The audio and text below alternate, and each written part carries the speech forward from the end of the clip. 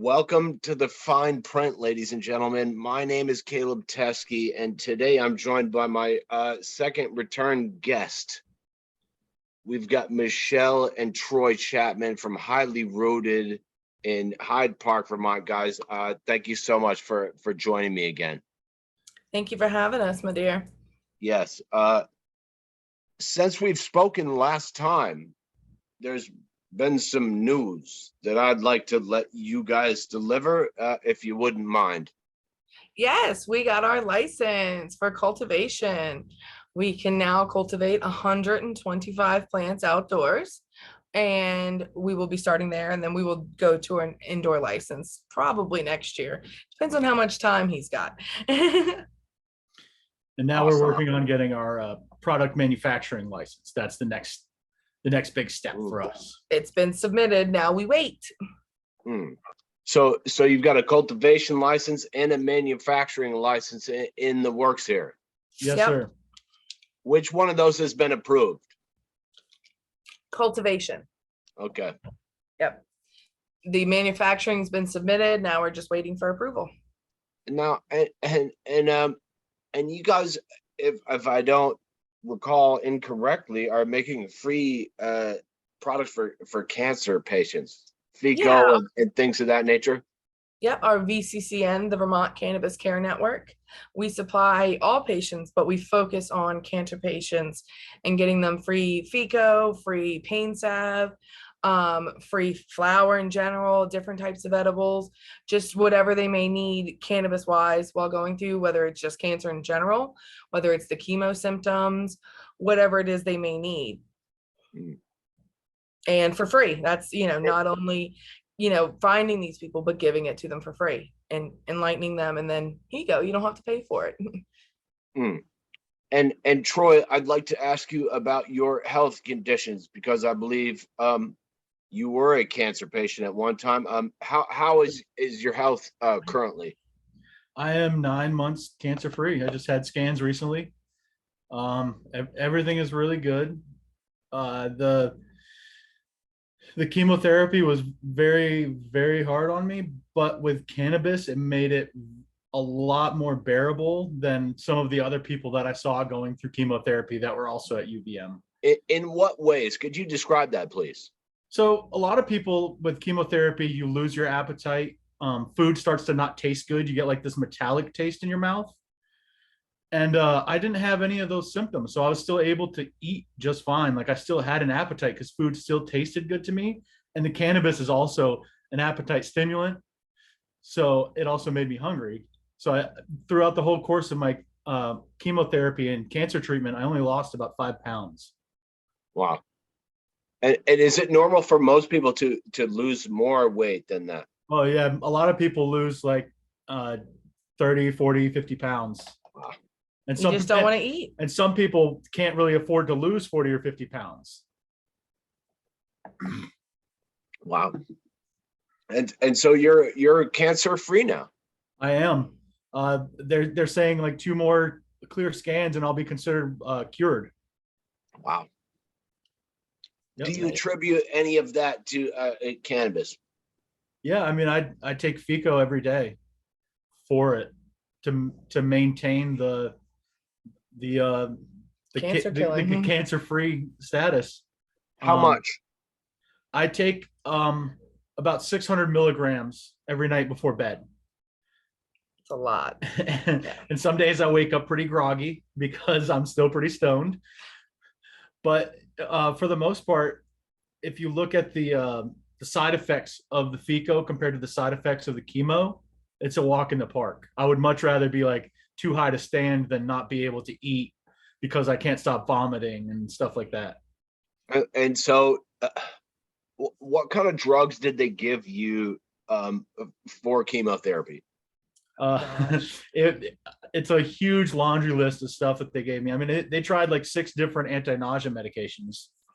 The one that worked the best was actually a antipsychotic that happened to have anti-nausea properties.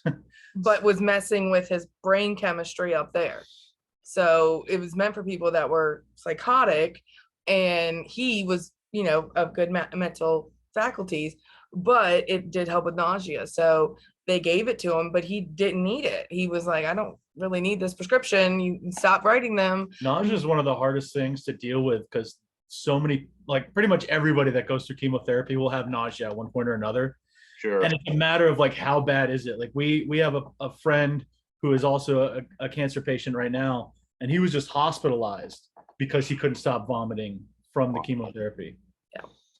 So it's a difficult thing. And the doctors at UVM were just beyond impressed with cannabis. She told me that I should write a book about my experience with cannabis and cancer. You want to do a book, dude? I got He half doesn't a have book time written. for a book, but when he does, I would love him to as well. I think sharing my experience is going to help other people. That's amazing. Look, a doctor told you should write a book. She's actually the head of nursing at UVM. What was her? Jamie Kelly, right? Yeah. Wow. Yep. That's gotta feel kind of amazing. It's incredible, especially to have doctors validate what you're saying about cannabis, because other doctors that I spoke to were not as receptive. They basically treated it like it was snake oil. And did some of those other doctors prescribe you different kinds of drugs? All kinds of crazy stuff. What kind of drugs have you taken to treat your cancer before the cannabis, Troy? I was on 4 or 5 different anti-nausea medications. I was on blood thinners at one point. I mean, I was on I went from taking about 20 medications a day to 1. Wow. And they would give him the anti-nausea medicine only when he was in the hospital because, he didn't need it when he was at home. And, eventually he just started sneaking it in the hospital. Yeah, I brought my big friend to the cancer floor with me. Wow. It's definitely a very, very frustrating disease, but cannabis can really make it different for the person. And it's just. And so I didn't want to make this like a negative interview. I wanted to talk to you guys about how you're feeling now that you've been licensed. Your license has been approved. And I was hoping you would give me some thoughts on what your future plans are now. Well, we're super excited, of course. Right now we're in the middle of renovating the new location for manufacturing, getting all the lovely, commercial flooring in, all the lovely triple base sinks, all that lovely, very frustrating stuff. If you can't tell, it's a little frustrating. It's, oh my gosh. The permitting process was probably the most frustrating. No comment. Yeah, we got all of our permits though. So now it's just, we have to get everyone in there and we can start working. We're still working on packaging. None of the lids, as of right now, none of the lids for the jars that have to be child resistant have been approved. We're hoping that they're going to do, make some progress on that soon. And then we're hoping that they add a blanket waiver. I don't know if you saw where they did this.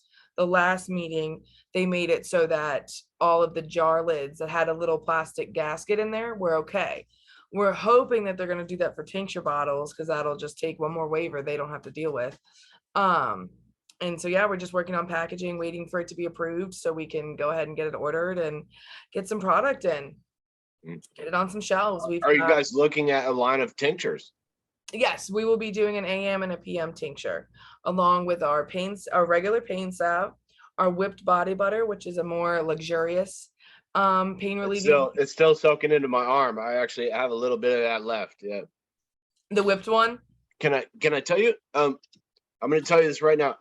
It's hard to tell whether or not you get a anti-inflammatory effect from it because it takes 2 or 3 days sometimes to get that. But this cream, it's one of the few creams that will not irritate my skin. And not bother it. Really nice. I could rub that on my skin all day, and a lot of the creams or the salves that I get from a store will really irritate my skin. And this is really nice. It actually serves kind of as a nice moisturizer as well. That's what we were going for, is a very nice moisturizer. Once again, with cancer patients, a lot of the neuropathy, they also get the ends of their fingers will actually start to harden and split. And that is extremely painful on top of the fact it needs to be moisturized. So we have cancer patients that will put that on, lather their fingers up in it, and then put those like cheap $1 gloves on just to make sure it's on there and stays on there for like 30 minutes and really gets in. And we've been told it makes a big difference. I've been doing that myself. I've been taking, I put my socks on. I'll slather my feet up and I'll put my socks on and just let it sink in. And I can't comment. I can't comment on the pain relief effect, but I can comment on it's the nicest thing on my skin that I've tried in terms of topicals. And I got to do more research is what it is. But it seems to have a nice effect. Although I just got fired from my job, so I haven't been on my feet as much recently. So, but That's but having it a does nice seem, effect as well. yeah, it does have a nice effect. I think I'm gonna keep trying it. It's definitely one of those things that it definitely, if it helps you and you've got pain, it's life changing. It really is. Dealing with pain every day is And a lot of topicals are like really greasy and heavy. So we wanted to have a product that was a little more like approachable for like a woman that just wants to like moisturize her hands a little bit, or like a product that isn't just like this dark green, like you're putting candle wax on your hands, basically. Sure. And those whipped body butters, I think are really nice. That's a really nice texture. And it's like a COVID hand sanitizer. You could just rub it right in, and then you're safe. you're set. Yeah. No, even though I smell some lavender in there, and even though I hate lavender a little bit, it's the one use of lavender that I'm like, oh, okay, all Not right. too bad. That's good. You've actually you've traumatized me from lavender. Desensitized you a little bit, slowly but surely. I had a traumatic experience with lavender, and you guys have sort of turned me off from that. I'm glad. It's definitely, and the smell was another reason why we made that one. We will still offer a regular whipped body butter, which is a coconut oil base and is a little bit more greasy, but that one will be cheaper. The whipped body butter is significantly more expensive to make. Not only in the ingredients are triple, but the labor is almost double as well. kidding. So it is significantly more expensive. So we will offer both of them, as for someone that's more on a budget.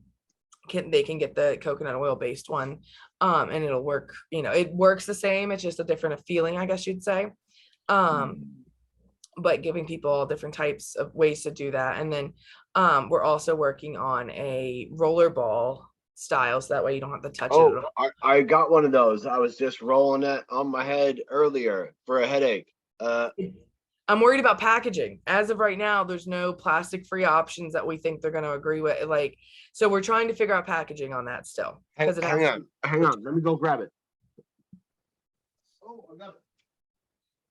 I'm pretty sure that's the one they gave him. It is. I don't know where the fuck it was.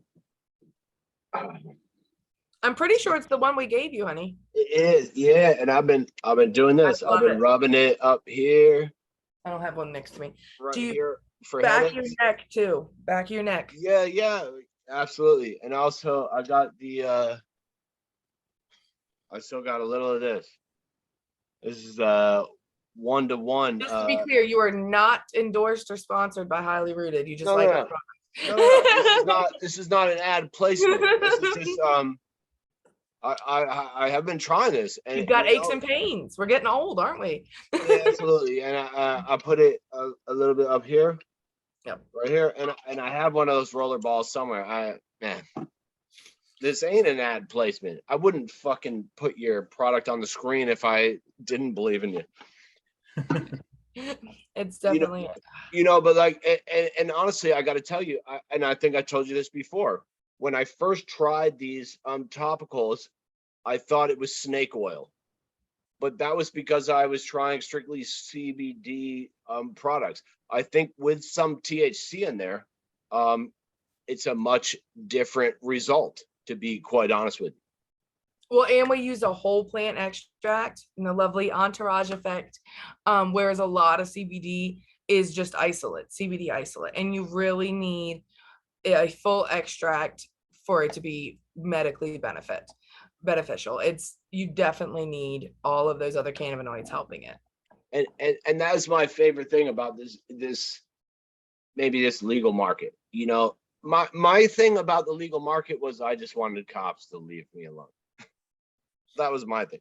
But the other thing is going to be nicely measured out doses of medical products that I could try to see if we could treat some of these symptoms of psoriatic arthritis or other people with other types of autoimmune diseases or inflammatory diseases. Improving quality of life and being able to do it without a pill bottle and some rich guy in a suit getting rich off of it, off of your sickness. It's When they don't give you anything that actually helps you, they give you something that makes it bearable, and then they give you something else to help with the symptoms from what they gave you. It's like a vicious cycle. So that's what, that was one of the things that I was going through with my chemo, was like, how many drugs are you going to give me that are basically the same thing? Like, I had 6 different nausea meds. Like, why? What was the purpose of that? They billed my insurance for it. Six different nausea meds. Yeah. it's unreal. Yeah. And How many meds total do you think that you were given? I can get back to you on that because I have the CVS app. I can go through and I can look back to see. Ballpark? At least 20. At least 20. It was ridiculous. This thing right here was literally filled with medications. The entire thing was filled. There's still some in there, but yeah, was filled with medications. He'd do his little thing each night. He'd bring the table out and grab each pill, and it was And now he takes what, one? I take 1 pill a day now. Yeah. And that's for my epilepsy. And during that time, did you talk to your doctor about cannabis? Oh yeah.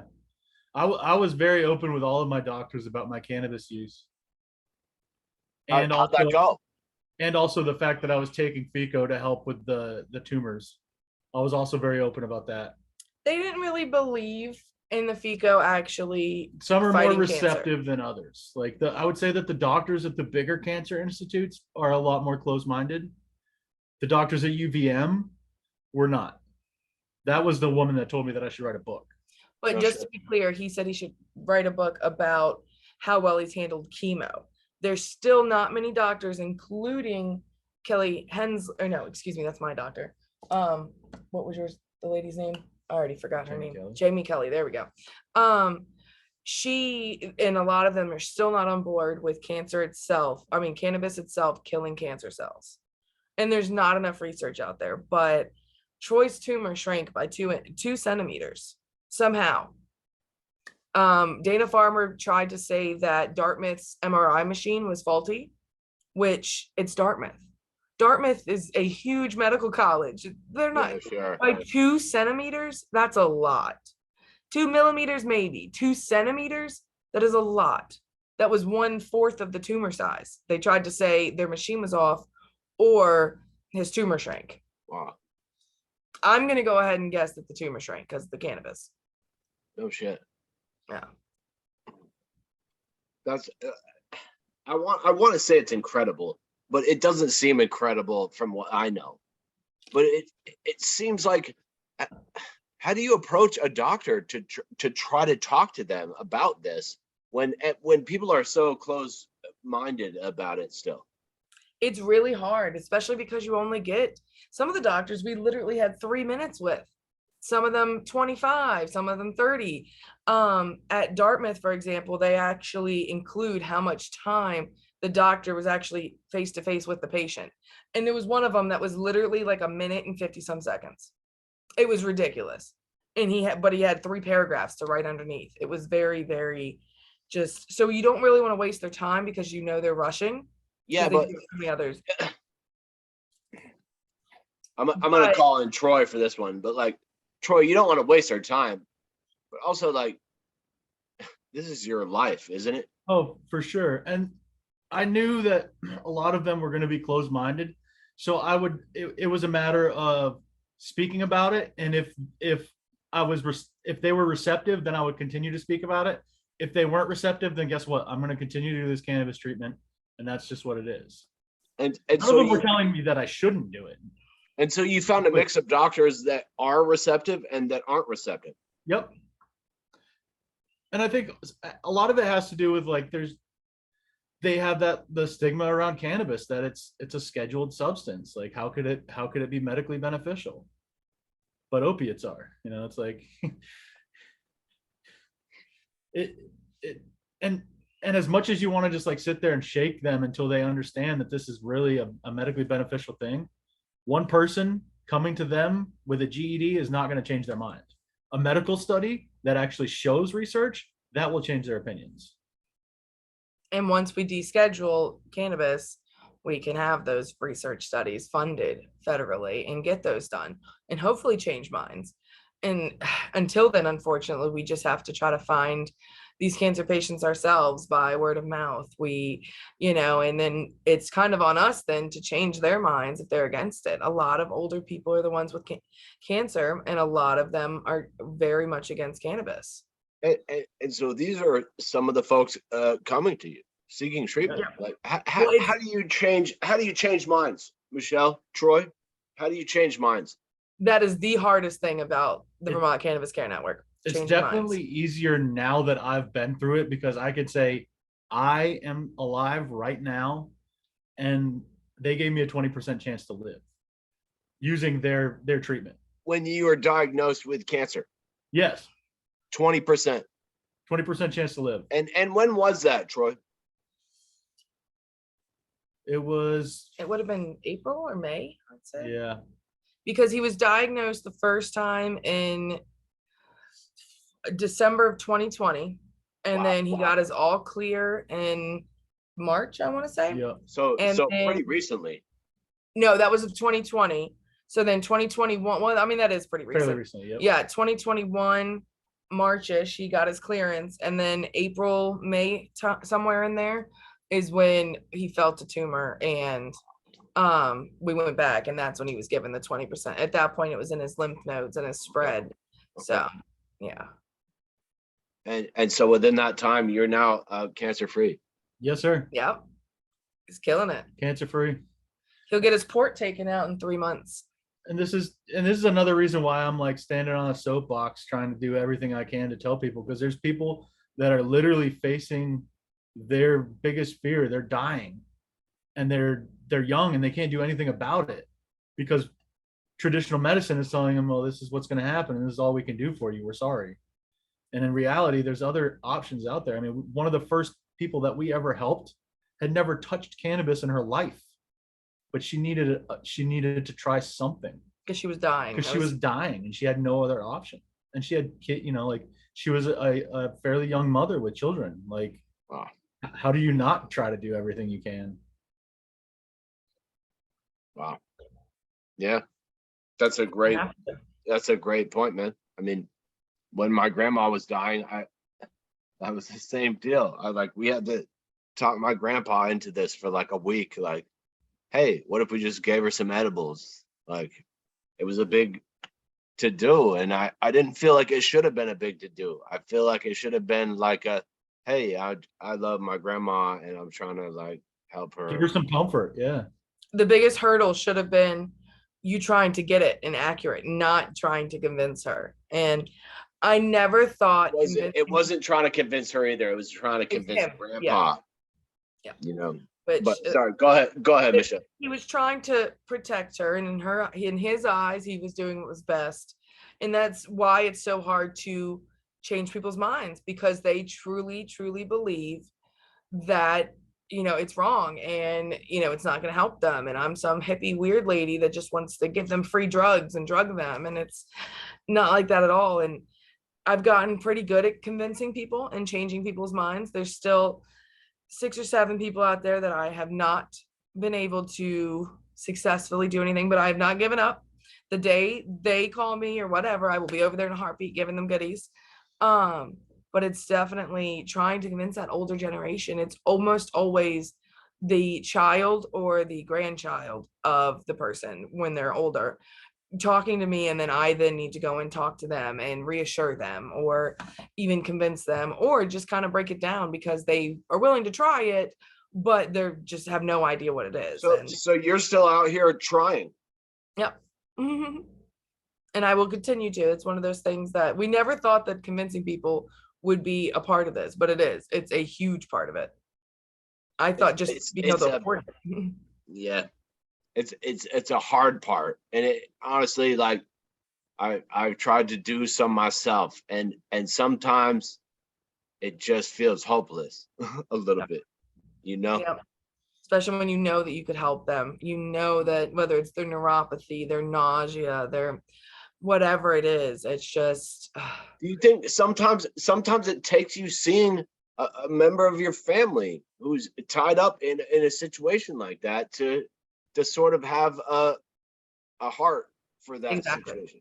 And being willing to try it, just like, I mean, the first people that tried chemotherapy, my grandmother actually, when she had cancer in 1970s, this is when chemotherapy wasn't covered by insurance yet. It was still an experimental drug.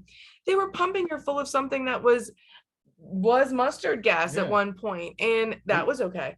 That was no big deal. We discovered chemotherapy during World War II.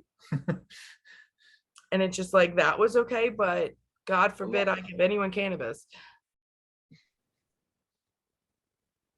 That seems like a great note to leave it on. If you're home, I'm going to bring you your charger back in a minute here. Troy, Michelle, highly rooted. Thank you guys so much for your time. This has been a fantastic interview, as always. One thing I do want to add please, is, I love to leave the last minute for my guests, so please. my bad, I didn't mean to cut you off. I just didn't want to. Go. We have some confirmed locations that you can find our products. We have got the Burn Gallery in Burlington, Vermont. Oh, fuck yeah. Tito? Higher Elevation in Morrisville, Cambridge Cannabis in Cambridge, Vermont, and then any Northeast Cannabis in St. Johnsbury, Vermont. And we will have room for with Matt racing it. Matt racing it. Who? Northeast Kingdom Cannabis. Yes. Yeah. Okay. Sorry, I didn't mean to interrupt, but yeah. And then we have 2 more slots. We're gonna do one in Central Vermont area and then one in Southern Vermont. We decided to only take on 6 dispensaries at first because we didn't want to overwhelm ourselves. We wanted to make sure everyone got an equal supply of everything. But yes, everyone will be able to find our stuff there in the very near future. Well, I'm super glad to talk to you guys again. Troy, I'm so glad to hear that you're doing well, man. Yeah, Yes, pat his face. His beard, his cancer-free beard. I'm really pleased for you, Troy. And Michelle, I really hope that your business goes well. And thank you for joining me. And if you don't mind, I'm going to cruise up there right now. I'm bringing your charger back. It's 4:20 in 18 minutes, so chop. Thank you guys so much. Bye, honey. That was killer, guys. Yeah. Bye. I'm coming over in a minute. Okay. Bye.